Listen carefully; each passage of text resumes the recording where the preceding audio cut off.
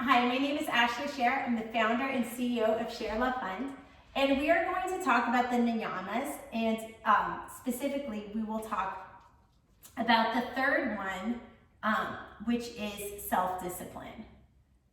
So self-discipline is about setting goals, not giving up easily, making a concentrated effort towards your goals, trying to create habits of hard work with delayed satisfaction or delayed award, and committing yourself to it and sticking to it, even if you don't like it. Like maybe you signed up for the play for a child and didn't get a good part, but following through and being the best tree there ever was, or the best member of the chorus that you can possibly be.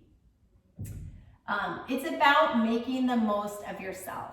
So discipline, I like to teach children that it's a tool. It's a tool in their tool belt that they can use. And I like to use positive reinforcement to show that it pays off.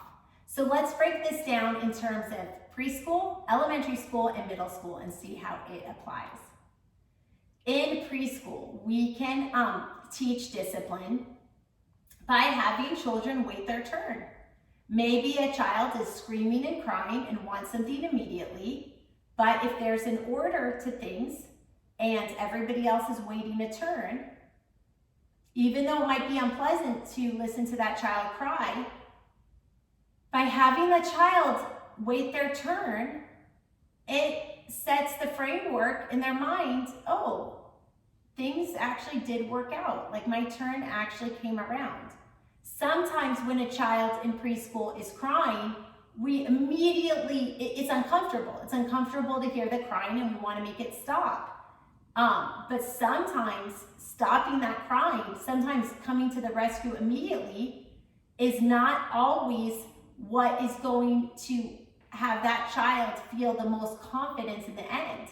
Sometimes allowing the child the space to work out their feelings and allowing the child the space to see that it worked out for them in the end, sometimes that's the best way to serve the child.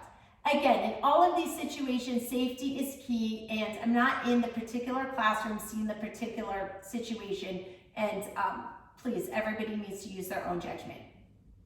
Self-discipline in the context of elementary school. In elementary school, children are going from being impulsive, babies grab, to learning restraint. And also, children can have a concept of a routine.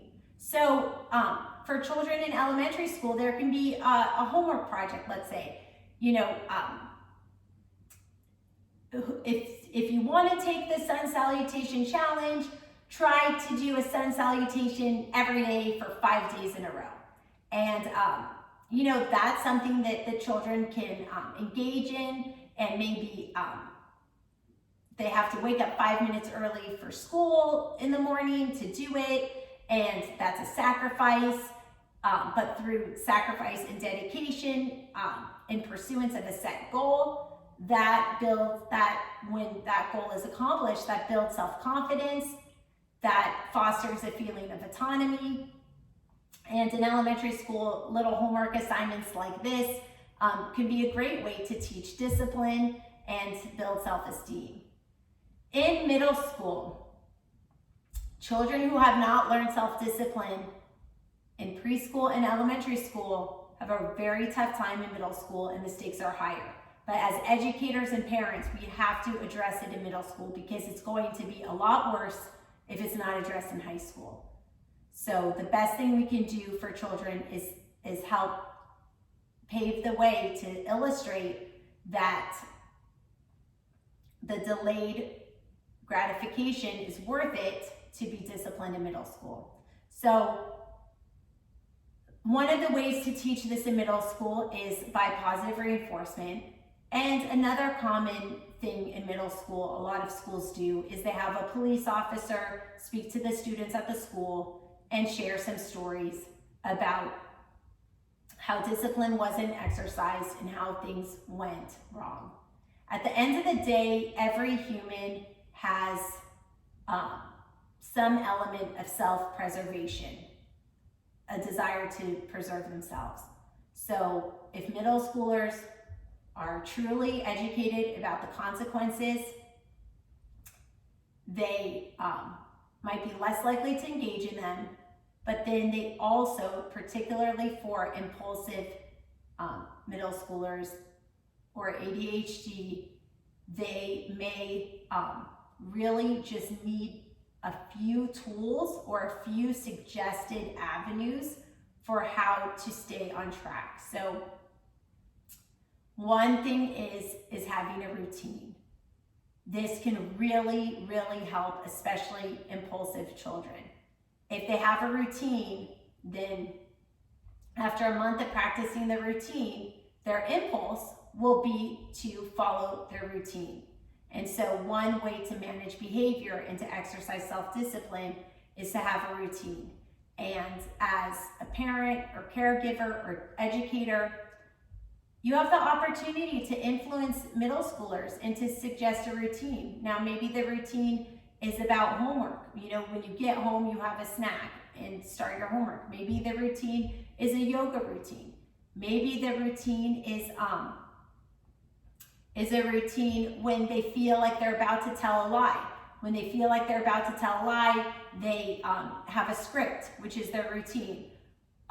Can I please not talk about this right now, and can I please write a letter when I get home, or something like that.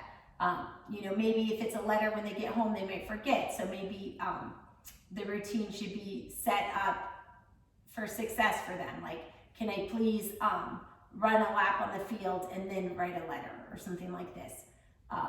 Routines are a great way to teach a child self-discipline in a constructive way that they can apply in all circumstances. When we teach self-discipline to middle schoolers in a punitive way, we're not really teaching them. We're sort of just building up anger and resentment, and those triggers are more likely to interfere with that child's ability to exercise discipline in the long run than to help the child. So it's really great to try to empower the child, especially in middle school, to come up with ways that they can implement restrictions and self-discipline through positive reinforcement, such as routines. Thank you for your time.